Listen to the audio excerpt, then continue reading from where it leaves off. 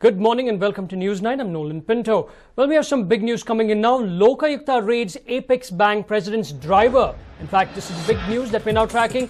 Lokayukta raids Apex Bank president's car driver. Shivu's house located in Kamakshi Street in Shimoga. In fact, Shivu is the driver of the Apex Bank president Manjunath Gowda. Now, the president, Manjunath Gowda of Apex Bank, you must remember, was raided last week by the Lokayukta. Lokayukta DYSP Nagaraj conducted the raid on the driver.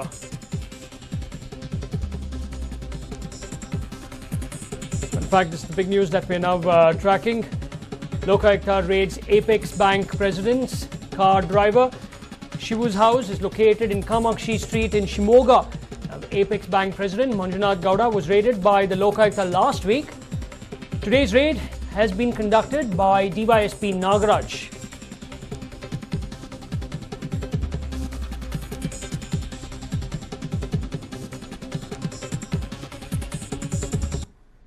Moving on, India's second largest IT services exporter, Infosys chairman N.R. Narayan Murthy has stepped down after heading the firm for the second time. Along with Narayan Murthy, executive vice chairman S. Gopal Krishnan will also step down on the 14th of June. Vishal Sikka will take over from current chief executive S. D. Shibulal, one of the engineers who founded Infosys on the 1st of August. Now, the company said in a statement to the stock exchanges, former SAP board member Vishal Sikka is certain to be chosen as the new CEO of Infosys. He resigned from the German business software maker early last month. Vishal Sikka will take over as the Infosys CEO and the MD on the 1st of August. He has been the choice of KV Kamath and Narayan Murthy for a few months now. Kamath, the lead independent director, is a part of the nominations committee that selects the CEO.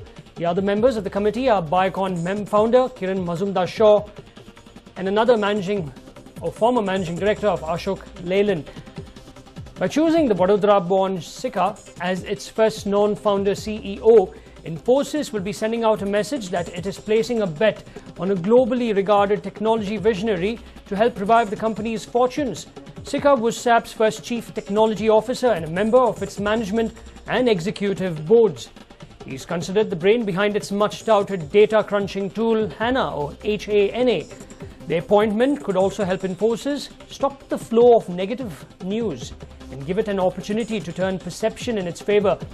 In recent days, the company has had to cope with negative publicity following the resignation of B.G. Srinivas, one of its two presidents. Since Murthy was recalled a year ago, a dozen senior executives have resigned. Well, for more on this, I'm joined in by my colleague Arun. Arun, can you give us more information on what has actually happened now for Infosys? No, now it's very clear that we will have, or Infosys will have the opportunity of having its first non-founder CEO. Remember, the company was founded more than 30 years ago by a group of 7 entrepreneurs, and each of them has had a stint as the CEO or the top boss of the company.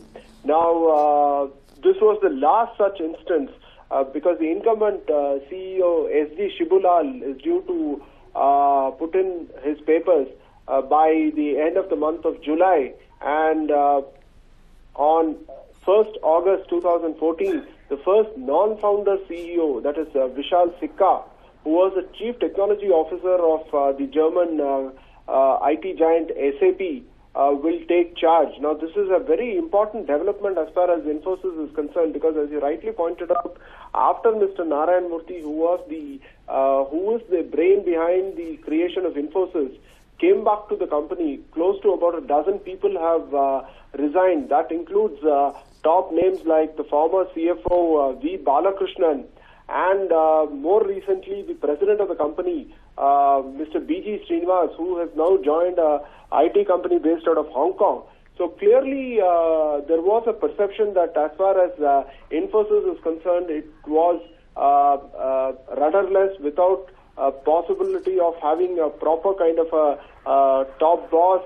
There were questions being raised as to whether the return of Mr. Narayan Murthy was a stopgap arrangement or would it be a permanent one, and what is the kind of future roadmap that the company has got for itself. That is the reason why you saw a lot of investors shun the Infosys stock and prefer Tata Consultancy Services or TCS, which is India's largest IT services company. Now with the appointment of Vishal Sikka, one does expect that some amount of this bad news which has been coming out into the public will be curtailed. There will be a proper leadership bandwidth, and more importantly, the future roadmap for Infosys. Because remember, at this point of time, Infosys is touching close to about $8 billion in revenues, and it needs to have a plan to scale up, because the most important point is that once it becomes a $10 billion company,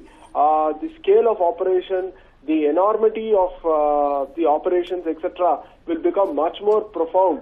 So it is necessary that there is a leadership in place to ensure that Infosys is able to scale up, become much more market focused, and become much more focused on delivering value to its customers, Nolan.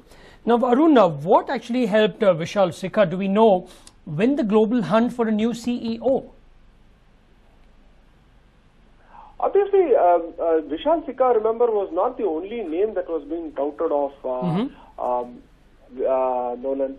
There were names like Shankar Annaswamy. Shankar Annaswamy was the former head of IBM India. He was considered to be a very tough taskmaster, had created a name for himself. There are other names also which was floating in the air, including that of Suresh Vaswani, who happened to be the number 2 in Infosys' arch rival Wipro. So there were a lot of names which were floating around, but what seemed to have swung the die in favor of Vishal Sikka was the fact that he was not just a person with an Indian background, having been educated in India, but also has not only a successful stint in Silicon Valley, which is considered to be the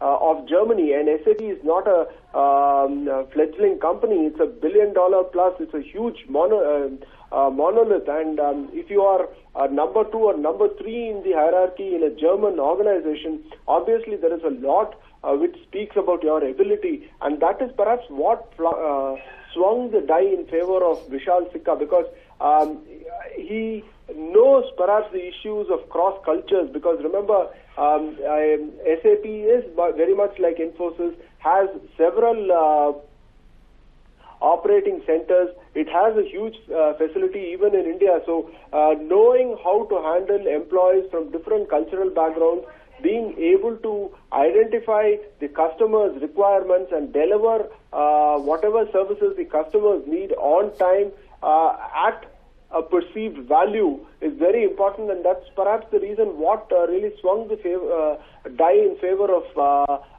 Vishal Sikka, Nolan. Right, Arun, I'm going to place you on hold there for a moment. Now, Infosys just announced the selection of Vishal Sikka as the CEO and MD designate. This is what Kiran Mazumdar-Shaw tweeted. Infosys just announced the selection of Vishal Sikka as the CEO and MD designate, a great leadership choice to drive transformational growth. Infosys shares rally over 3.5% after company names Vishal Sikka as the new CEO. Now, this is what Kiran Mazumdar-Shaw had just tweeted.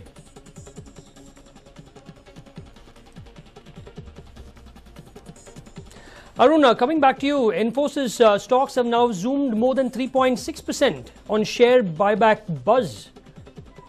Nolan, this rumor was there about 48 hours ago. This rumor came into being, suggesting that probably Infosys would look at a share buyback. At this point of time, actually, that has not been confirmed. What has been confirmed is about 54 hours. Remember, on Saturday, we have the all-important or crucial annual general meeting where the shareholders of the company will interact with each other.